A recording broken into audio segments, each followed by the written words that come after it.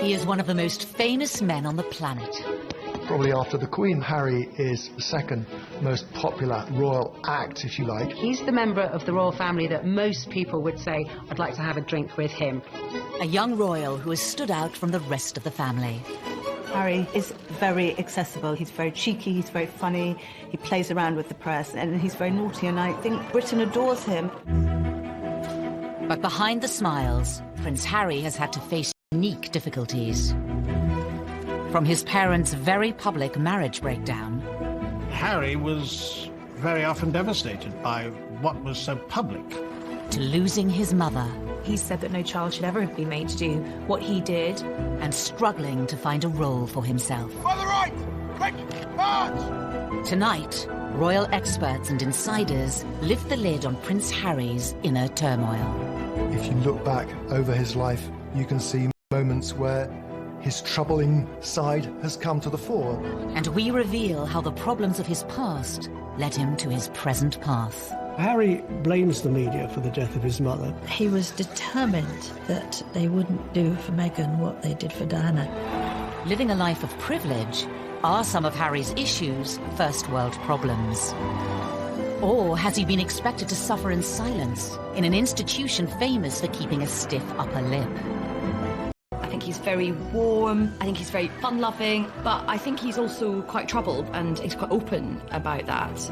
He is quite conflicted when it comes to balancing his private and public life, and really always has been. He said he wants to be ordinary. He can't be ordinary. He is a member of the royal family.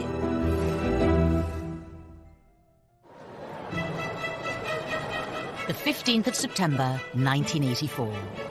The nation was at fever pitch for the birth of Prince Charles and Princess Diana's second child.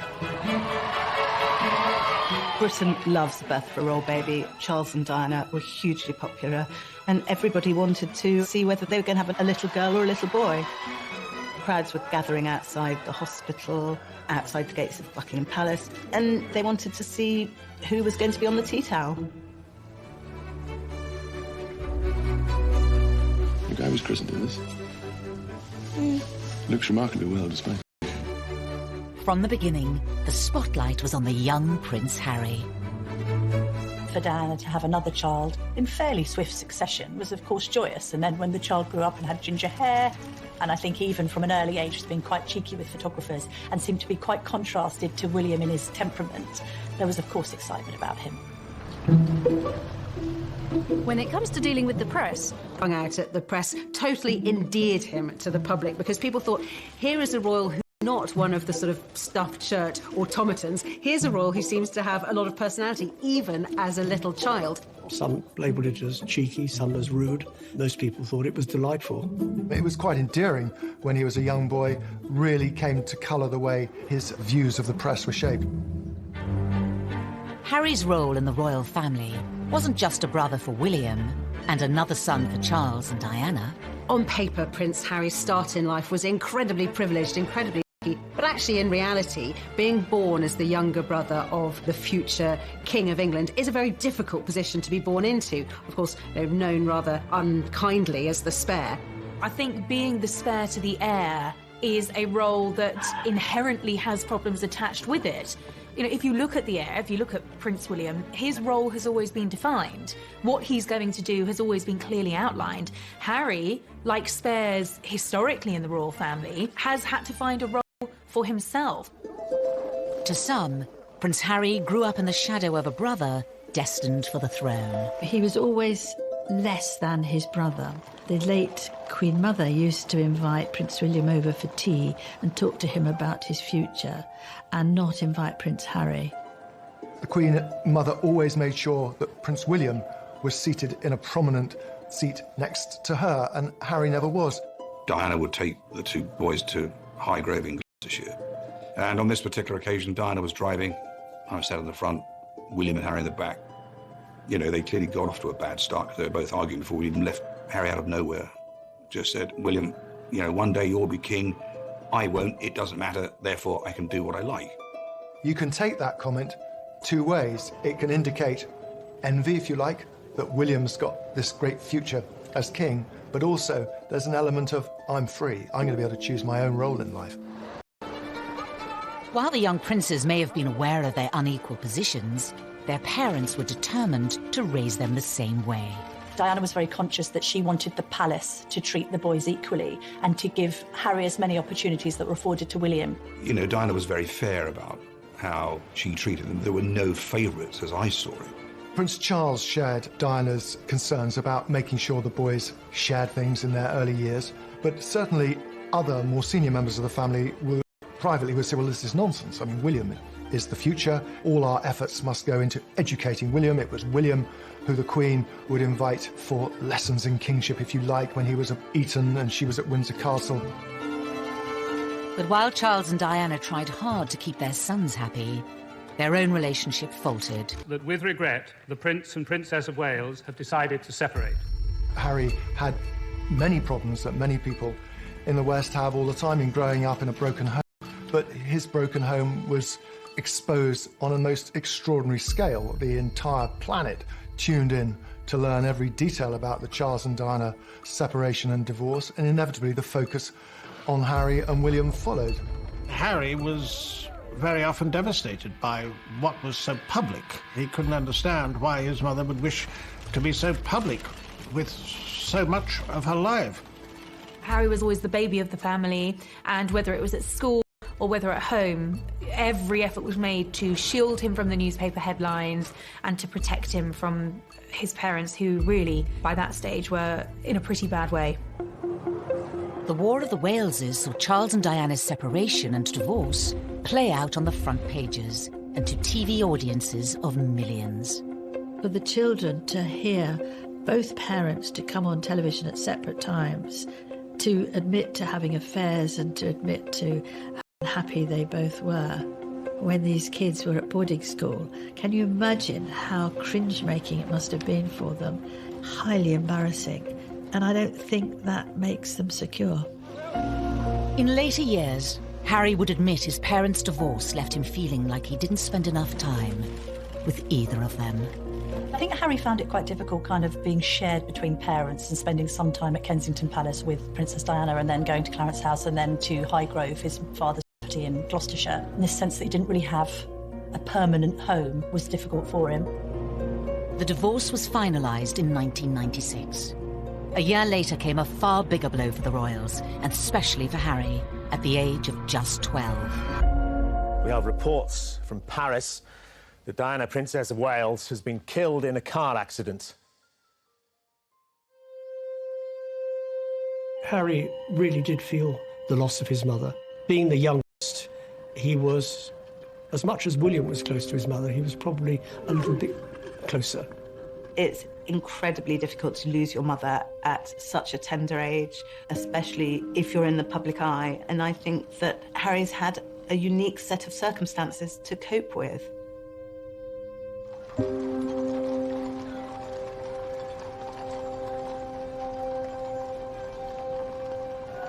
Less than a week after Diana died, her funeral was watched around the world by around 2.5 billion people. I don't think anyone will ever forget the sight of Harry walking behind his mother's coffin, so small, so young, so grief-stricken. But this is part of it's been very difficult for him. There's a mantra within the royal circles that you do not wear private grief on a public sleeve. And they were incredibly brave in the way they presented themselves. All around them, people were caterwauling, weeping, wailing, and anybody hearing that would break down. But no, they didn't. Which was actually very selfish of most people, because somewhere in amongst all that national outpouring of grief, the private grief of the boys got lost. Ever since Diana's death, Harry has been in no doubt about who he blames for the tragedy. I think it was inevitable that Harry blamed the press for the death of his mother. In fact, it was much more grey. There were a lot of photographers outside the Ritz Hotel, but both Diana and Dodi chose to go out that evening. Being part of this family in this role, in this job, every single time I see a camera, every single time I hear a click, every single time I see a flash, it takes me straight back. So in that respect, it's the worst reminder of her life as opposed to the best. For 2 decades, Harry said very little about losing his mother. But in recent years, he has lifted the lid on the emotional turmoil he's been experiencing. He said that no child should ever be made to do what he did. The experience of that, the trauma of losing his mother, has culminated in years of personal crises for the prince, something that he's struggled with in adulthood. And I think, having spoken so openly and courageously about the impact that losing his mother had on him, we now do have some understanding on just how much that has shaped him. Harry revealed he had been seeing a mental health professional to help him with his grief. It was a big surprise when Harry came out and said he'd had these mental welfare problems, the fact that he'd sought help, treatment.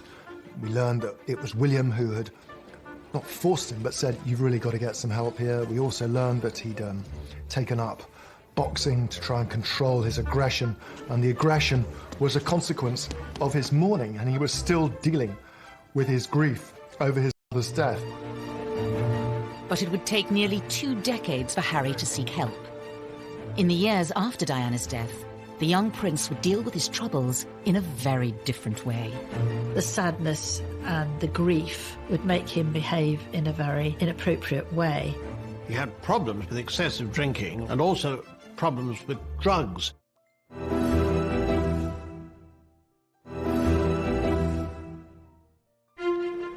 By the early 2000s, Prince Harry was privately mourning the loss of his mother. Prince Harry told me that for years he buried his head in the sand, and he did this from quite an early age. But in public, he was gaining a reputation. The party prince, the playboy prince, the hard-drinking prince. The first time I ever met Prince Harry, he was at a nightclub. It was the year of his A-levels. He was meant to be at home revising, and he was at the Kensington Roof Gardens, knocking back vodka shots, smoking Marlboro Lights, surrounded by a group of gorgeous blondes. That was Prince Harry. Harry's wilder side had emerged even before reaching his A-levels. A newspaper had been passed details about Harry drinking, being involved in lock-ins in local pubs, and smoking cannabis on occasions too. You can really understand how a lonely, privileged, unhappy prince would end up drinking and smoking and taking cannabis to fill those hours and to hang out with people who he thought really liked or even loved him. 16-year-old Harry was made to visit a drug rehabilitation clinic by Prince Charles to educate him on what could happen if he didn't change his ways. But just a few years later, it wasn't country pubs Harry was visiting. There had been a series of photographs of Prince Harry falling out of nightclubs late at night with various girls and all the rest of it. He was clearly in party mode. In 2004, Harry had an altercation with a photographer while leaving a West End nightclub. There are two sides to that story. On one hand, the photographer saying that Harry lunged at him, possibly after a few beers, and the palace saying that the photographer had knocked him with his camera. Was this kind of behaviour just part of growing up? Or did his troubles run deeper? Harry's naughtiness was sometimes just boyish, but other times was really a symptom of his deep grief. It was outlets for his despair, I think. Everything he did was always going to be examined with microscopic detail. He couldn't, in other words, get away with the kind of things that many of his teenage friends could. It was obviously also storing up that sense of resentment that Harry came to have against the media. No one's making judgments, you're just being reported. And actually, some of this has helped to fuel your popularity. People love a royal rebel at the end of the day. Regardless of public opinion, Harry has been open about his feelings towards the media. He admitted to reading coverage about himself when he turned 21.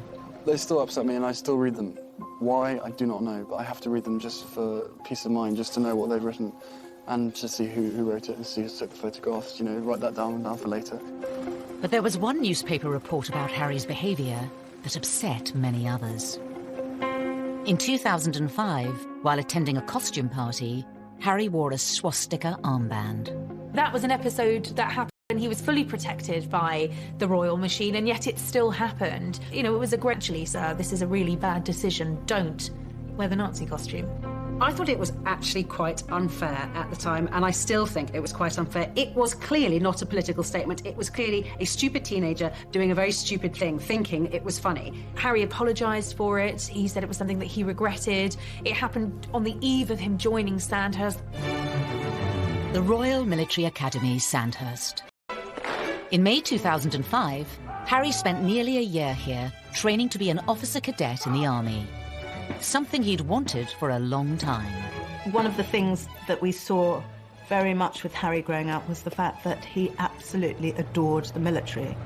I remember him as a 5-year-old strutting up and down the road at Kensington Palace in army fatigues. Harry excelled in his training and was commissioned as an army officer in April 2006. I think Harry found purpose in the army. I think he found safety in the army, ironically, because of course it wasn't safe, but I think he found emotional safety in the army.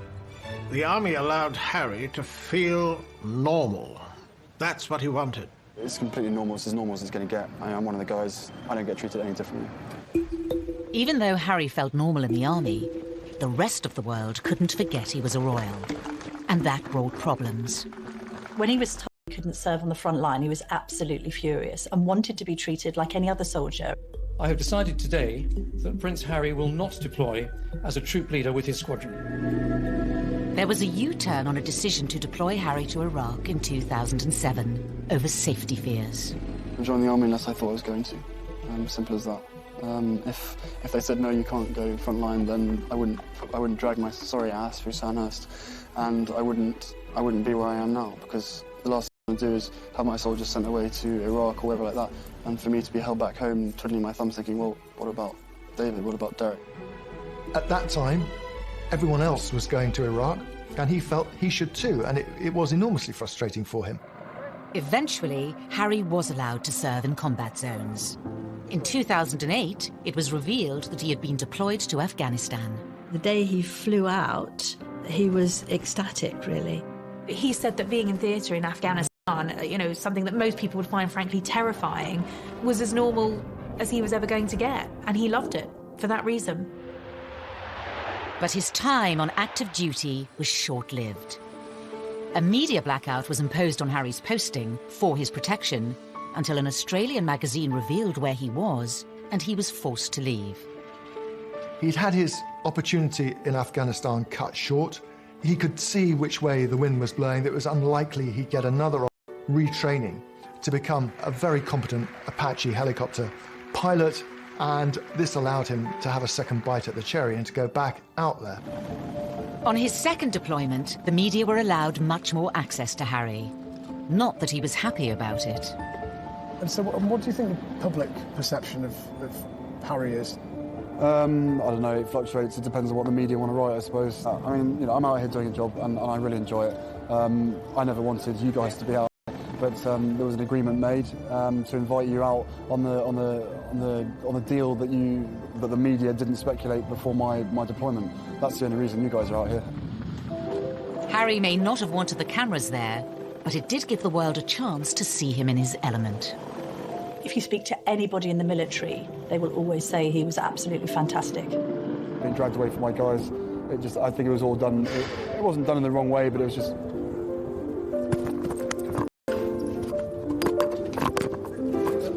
This was Harry doing what he did extremely well, but also doing what he was always keen on doing.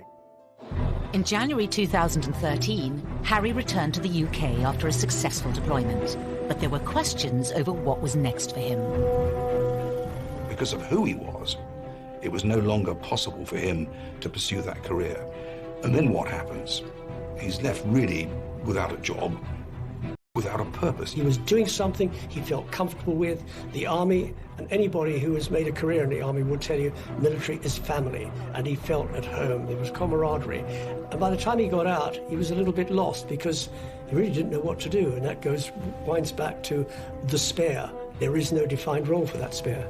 Because he certainly wouldn't contemplate an army desk job. He's not the type of person who would fit in to that, and therefore there was a huge question mark, what would he do next?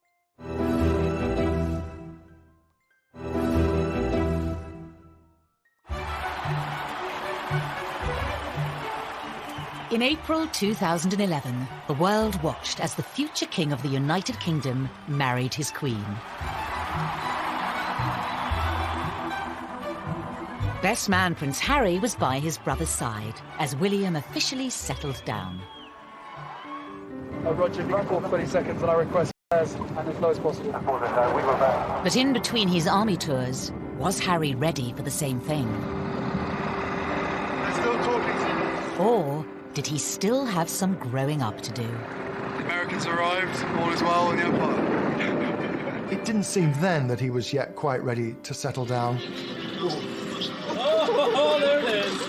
Yes, Harry was a prince, but he was... 2012 was, of course, Harry let loose in Las Vegas. In a Las Vegas hotel, however, it is most unwise to play strip pool. According to the advertisement, what goes on here stays here. In Harry's case, it certainly didn't. Once again, Harry was front-page news for all the wrong reasons. For some, it was Harry the lovable rogue.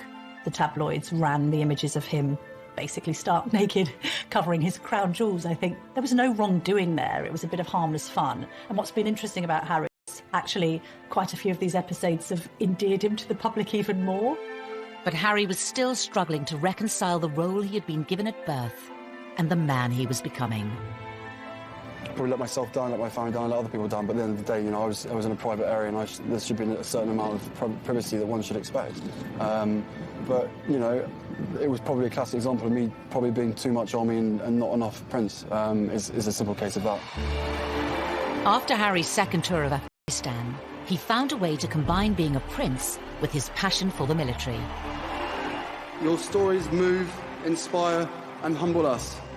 You prove that anything is possible if you have the will. Welcome to the Games. Welcome to Invictus. He founded Invictus Games, helping disabled and wounded men and women from the services. Invictus was also a way for Harry to address his own troubles, as Angela Levin discovered when she interviewed the prince. I said, well, my first question, Your Highness, is that I've seen you on so many occasions with people who are damaged, with young teenagers, ex-servicemen and women, and you are completely brilliant with them. You know what to say and the way to say it. And I wondered whether you were using these occasions to also help yourself with your own mental health issues. Absolute silence, and I thought, help, I'm going to be thrown out. Seemed like ages, and then he said, that's a really big question. Silence. And he said, you're right, of course. He felt that he was helping others who were probably suffering the same as he was, because those in the Invictus Games, they're also suffering. This was Harry's way, undoubtedly, of continuing links with the military, which he wouldn't do from a desk job, but wanted to do in the wider world, following his mother's footsteps as well for charitable activities. Harry had created an outlet that gave him a purpose and allowed him to help others. But what about his private life? His relationship with his brother was always close. Every year, he is the one person on this earth who I can actually really, you know, we can talk about anything and we understand each other and we give each other support and everything. They were two peas in a pod. They looked out for each other. We're brothers, not lovers. Right? There's a difference. It's a bit weird. For some, Harry gaining a sister-in-law highlighted the need for him to move on and find his own partner. Inevitably, there was sort of a little bit of gentle mockery about him as a sort of the third person in the marriage of William and Kate on this occasion, of course, because they were so close, they did things together. There's an awkwardness to that scenario, a couple trying to carve their own path as newlyweds, and then a prince who's got a great deal to offer, and which takes precedence, and who's more popular when it comes to the press, and how does that work in tandem? So I think there was always friction in that regard with the three of them. Ladies and gentlemen, on behalf of the captain and crew, welcome aboard this flight. We hope you enjoy flying with us. Before takeoff, we would like to encourage all passengers to watch our cabin crew display the safety features of the aircraft. 10, 9, 8, 7, 6, 5, 4, 3, 2, 1, 0.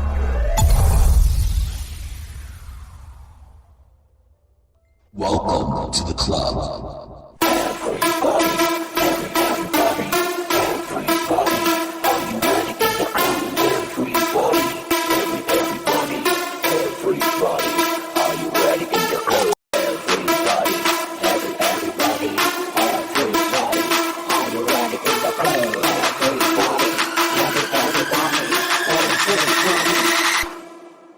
Peace.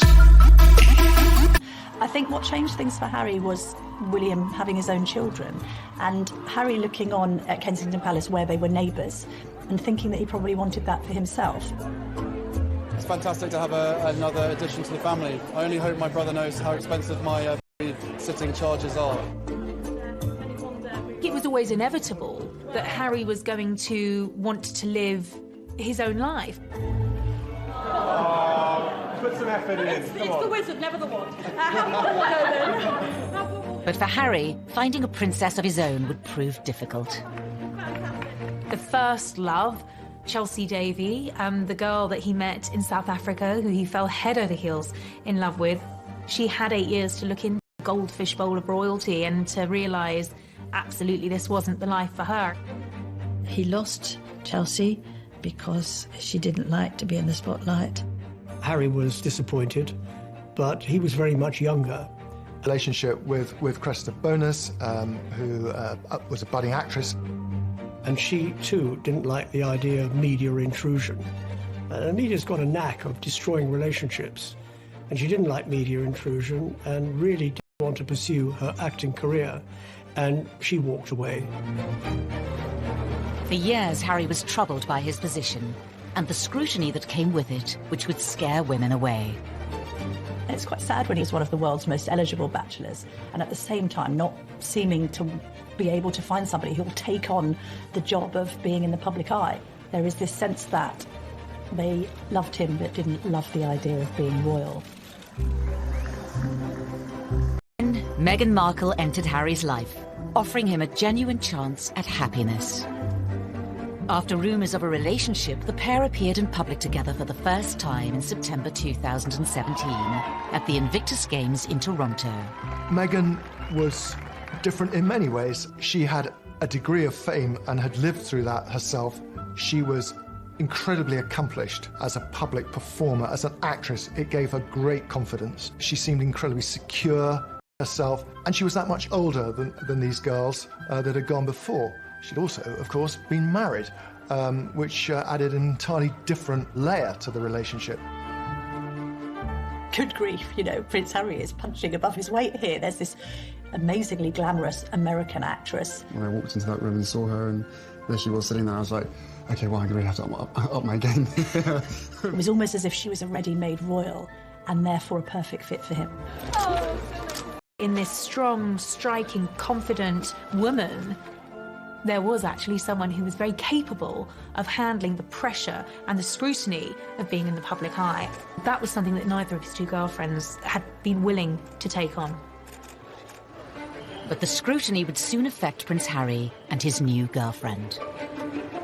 He issued an unprecedented statement saying, Meghan Markle has been subject to a wave of abuse and harassment.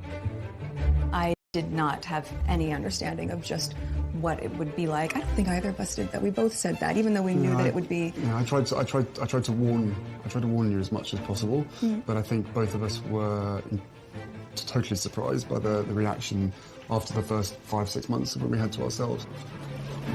You could see that the old thorny issue of Harry's relationship with the press was raising its head again.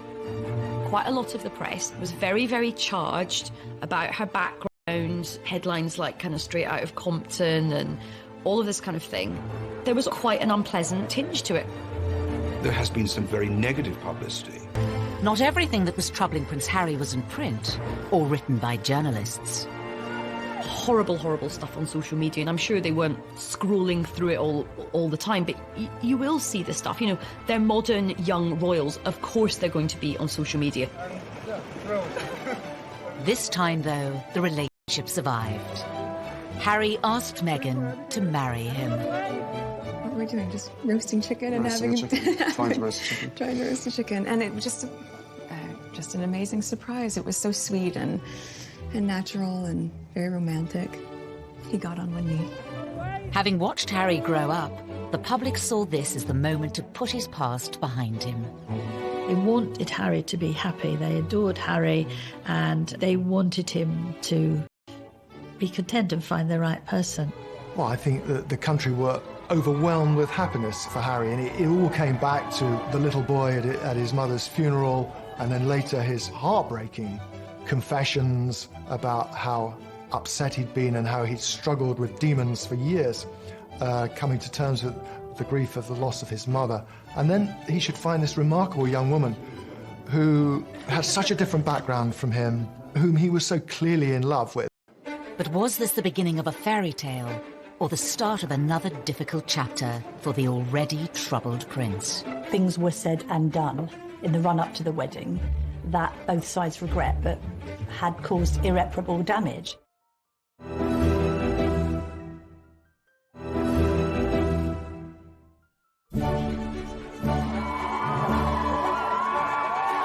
On the 19th of May 2018, all eyes were on St George's Chapel in Windsor.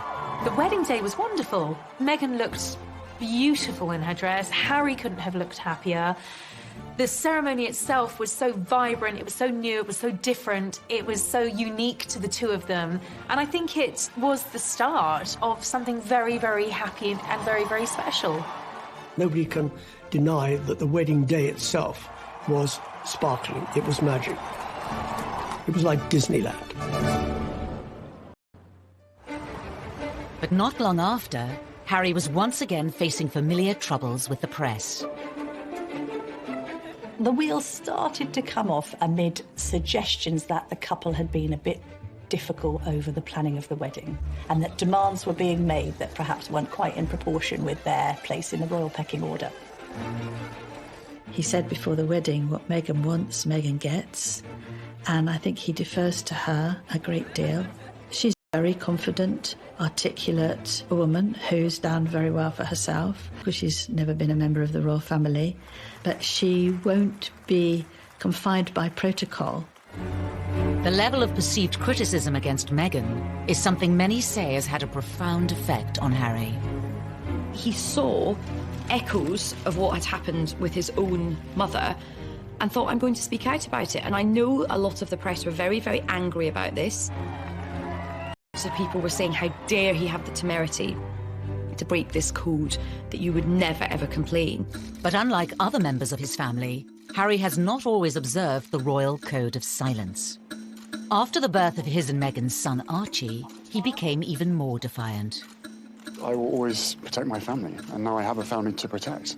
Everything that she went through and what happened to her is incredibly raw every single day, and that's not me being paranoid, that's just me not wanting a repeat of the past. And if anybody else knew what I knew, be it a father, be it a husband, be it anyone, you'd probably be doing exactly what I'm doing as well. I think Harry fears that there will be parallels between his own relationship and that of his mother, and he's very keen to protect Meghan and Archie. I mean, I have the two best guys in the world, so I'm really happy. Harry is so protective of Meghan because of his mother and this idea that he doesn't want any other woman in his life going through what Diana went through. The trouble is with that is he has rewritten history somewhat, because although there was undoubtedly a hounding of Diana, there was also a manipulation of the press. In the eyes of some, criticising the press for criticising them hasn't always been warranted. Meghan flew to New York for a baby shower. Now, nothing wrong with going to a baby shower. That's what Americans do. We don't do it so often in the UK. But she flew over a private jet. What's wrong with a commercial jet? They went to Ibiza and the south of France in private jets. What's wrong with commercial flights? And that's when they were getting criticised, because they'd been preaching climate change, they'd been preaching the environment, they'd been preaching global warming and doing all the things that they shouldn't be doing. Everybody deserves a critical word written about them. Nobody should be above reproach. The press accused them of hypocrisy, and there's no question also that they weren't, it seemed, listening to advice or paying much attention to precedent. All of this made the atmosphere very unhappy.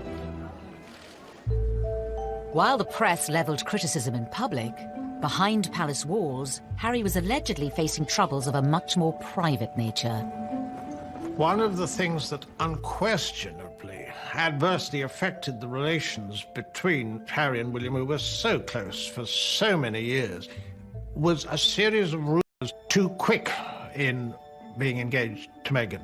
There was a brotherly discussion, which I think was voiced out of concern from William, but was misinterpreted as a lack of support. Things were said and done in the run-up to the wedding that both sides regret, but had caused irreparable damage. Was Harry losing the one person he could trust? The brother he was so close to throughout the troubles of his childhood? There are also clearly unresolved issues and a distance between the two brothers that has never been there before. In 2019, the brothers split their royal households. And later in the year, Harry even addressed the rumours of a rift. Inevitably, stuff happens, but look, we're brothers. We'll always be brothers. We're certainly on different paths at the moment, but I will always be there for him, and as I know he'll always be there for me. We don't see each other as much as we used to because we're so busy. But I love him dearly, and the majority of the stuff is the majority of stuff is created out of nothing. But it's just, as I said, as brothers, you have good days, you have bad days. The writing was on the wall. It was, in effect, a declaration of independence. The Duke and Duchess of Sussex have announced that they are carving out what they call a new role for themselves. They intend to step back as senior members of the royal family and work to become financially independent. In January of 2020, Harry and Meghan announced they would be stepping down as working royals. Prince Harry and Meghan had been out in Canada over Christmas trying to work out how they wanted to proceed into the future. I think Meghan and Harry decided to step down as working royals because they felt that they were being constrained by the palace system. Once Meghan and I were married, we were excited, we were hopeful, and we were here to serve. For those reasons, it brings me great sadness that it has come to this. This is unprecedented. It is an abdication in all but name. It's pretty seismic for the House of Windsor. There was a sense of being hurried about it, and I don't think the Queen, for one, was quite ready for it to come out as it did. After negotiations with the Queen, it was decided Harry and Meghan would lose the title Royal Highness. They would no longer receive royal funds. The official departure date was set for the end of March. But it seemed Prince Harry was keen for the new chapter of his life to begin. Before giving a speech in Edinburgh, Ayesha Hazarika was the first person to introduce the new, titleless Harry to the world. I met him, and what happened was I was going into the room and I was very unsure about what to call him. I mean, his advisor just said, look, just call him Harry. Just call him Harry. Please give a big, warm Scottish welcome to Harry. I turned him from a prince into a commoner. I have that effect on people. But it was actually very fitting because this was him ending one period of his life and beginning a new period. Harry and Meghan's final royal engagement was in early March, and for some it seemed the prince's troubles were still on display. To use common parlance, the Commonwealth Day service was #Hawks. There was quite a lot of tension there. There was some interesting body language with both of the brothers studiously examining their programmes and not really talking at all. Meanwhile, Meghan's there with a megawatt smile, trying to make the best of things. The lack of warmth between them was, well, yeah, I mean, from having seen them so close for so many years, it was quite startling. The couple plan to split their time between Canada and the UK. Whether that will solve Harry's troubles remains unclear. We will see whether or not that brings the contentment and the peace that they're seeking.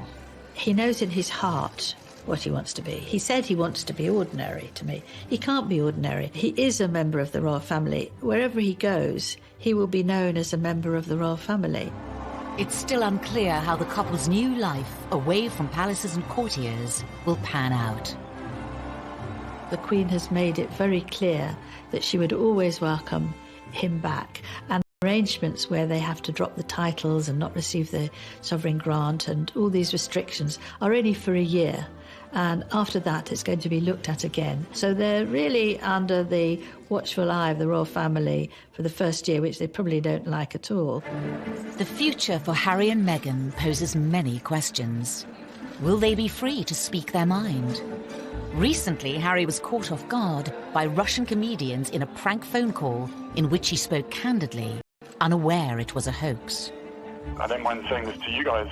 I think the mere fact that Donald Trump is pushing the coal industry so big in America, he has blood on his hands, because the effect that has on the climate and on the island nations far, far away, again, out of sight, out of mind. I think he's definitely going to be off the leash. I mean, I don't get the impression he's going to be sort of gratuitously, confessing all, but there will come a point where I think the lid will get lifted on this whole saga. Despite his popularity with the British public, Harry has long been a troubled prince. Will his dramatic break from the royal family finally allow him the freedom to start a new life and leave his troubles behind? Maybe it'll work for them. Maybe he'll be a much more... They find themselves and they are equally as successful as they have been. There is a great sense of loss, that this is Britain's loss, this is the royal family's loss at the end of the day, and it's North America's gain.